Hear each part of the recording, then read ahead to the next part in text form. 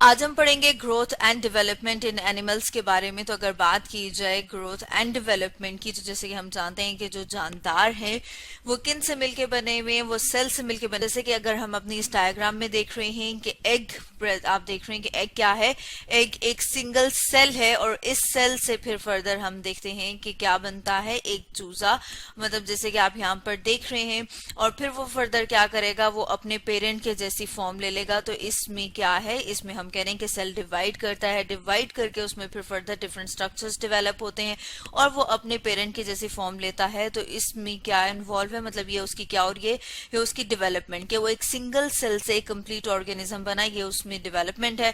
फिर उसके बाद हम देखते हैं कि वो अपने पेरेंट के जितना हो जाता है, वो ग्रो करता है और उसका साइज इंक्रीज करता है। तो आज हम देखेंगे वो किस तरह से होता है। हमने बात की कि एक सिंगल सेल से ऑर्गेनिज्म डेवलप करता है। तो अगर हम बात करें कि फिर वो सिंगल सेल क्या है, जाइगोट। और जाइगोट किस तरह से बनता है अगर उसको देखा जाए, तो हम कहते हैं जब एग और स्पर्म फ्यूज करते हैं, जब एग और स्पर्म फ्यूज करते हैं तो उस प्रोसेस को क्या कहा जाता है, उस प्रोसेस को कहा जाता है फर्टिलाइजेशन। जैसे कि आप यहाँ पर इस डायग्राम में देख रहे हैं कि ये क्या है, एग और ये स्पर्म। जब एग और स्पर्म फ्यूज करते हैं तो उसके रिजल्ट में जो सेल बनता है उसे कहा जाता है जाइगोट। अब ये जो जाइगोट है, इसको हम देखते हैं कि ये फर्दर क्या करता है, ये आगे चल के डिवाइड करके मिलियंस ऑफ सेल बनाता है और फिर वो एक एडल्ट की फॉर्म ले लेता है। जैसे कि हम यहाँ पर देख रहे हैं कि ये क्या है, सिंगल सेल जो के स्पर्म और एग के फ्यूज करने से बना है, जिसे जाइगोट कहा जाता है। और फिर वो उसमें फर्दर बहुत सारी डिविजन्स होती हैं और हमारे पास एक एडल्ट आ जाता है। अब अगर हम ये देखें कि हम इसको किस तरह से डिवाइड कर सकते हैं, मतलब ये कि वो कौन से सीक्वेंस ऑफ इवेंट्स हैं, तो उसमें हम देखते हैं कि जो सबसे पहला है उसे कहा जाता है गेमीट फॉर्मेशन।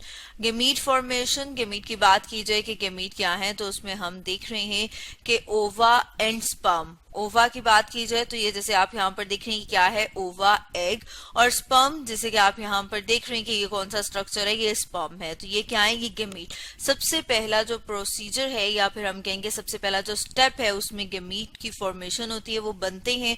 और बनने के अगर बात की जाए कहाँ पर बनते हैं, तो हम देख रहे हैं जो ओवा है वो फीमेल बॉडी में बनता है, ठीक है, ये फीमेल गेमीट है। और स्पर्म जो है वो मेल बॉडी में बनता है। अब अगर हम सेकेंड स्टेप की बात करें, तो सेकेंड स्टेप जैसे कि हम ऊपर बात कर रहे थे कि वो क्या है, वो फर्टिलाइजेशन।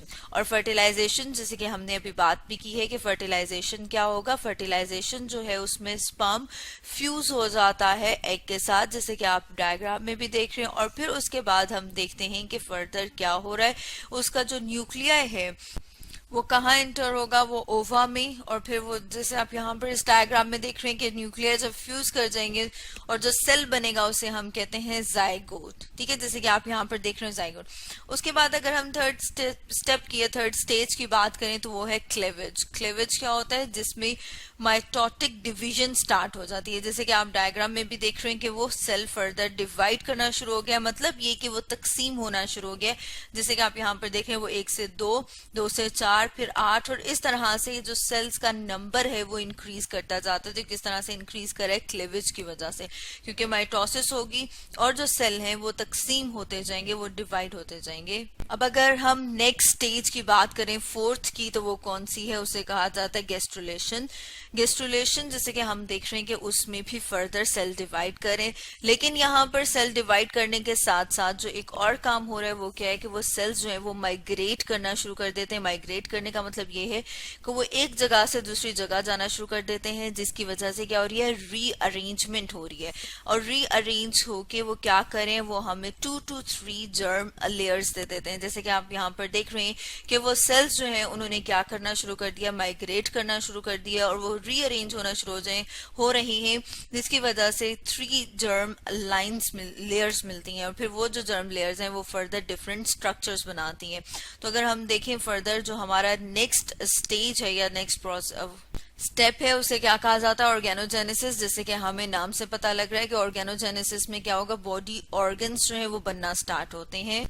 अब वो बॉडी ऑर्गन्स जो है वो किस तरह से बनना स्टार्ट हो रहे हैं, जैसे हमने ऊपर देखा था कि जर्म लेयर्स बन जाती हैं, उसमें सेल्स आपस में इंटरेक्ट करते हैं, डिफ्रेंशिएट होते हैं। उसमें साथ में अगर हम डायग्राम देखें, तो जैसे कि हम यहाँ पर ये डायग्राम देख रहे हैं, इस डायग्राम में हम देख रहे हैं ह्यूमन एम्ब्रियो जो 7 वीक्स का है, उसमें अगर हम ब्रेन की और स्पाइनल कॉर्ड की डेवलपमेंट देखें, उसको अगर हम कंपेयर करें जब वो 4 4 मंथ्स की स्टेज पे होता है, वहां पर उसकी ग्रोथ जो है वो काफी ज्यादा है। 7 वीक की निस्बत सेरिब्रम और सेरिबेलम आप देख रहे हैं कि डेवलप हो गया, इसके साथ साथ मेड्यूला ऑब्लोंगेटा, स्पाइनल कॉर्ड को हम देख रहे हैं। और 9th मंथ का जब होता है तो उसमें उसकी जो डेवलपमेंट है यहाँ पे वो हम देख रहे हैं कि वो कंप्लीट हो गई है, ऑर्गेनोजेनेसिस मतलब ऑर्गन्स डेवलप हो गए हैं, उसका ब्रेन जो है वो कंप्लीटली डेवलप हो जाता है।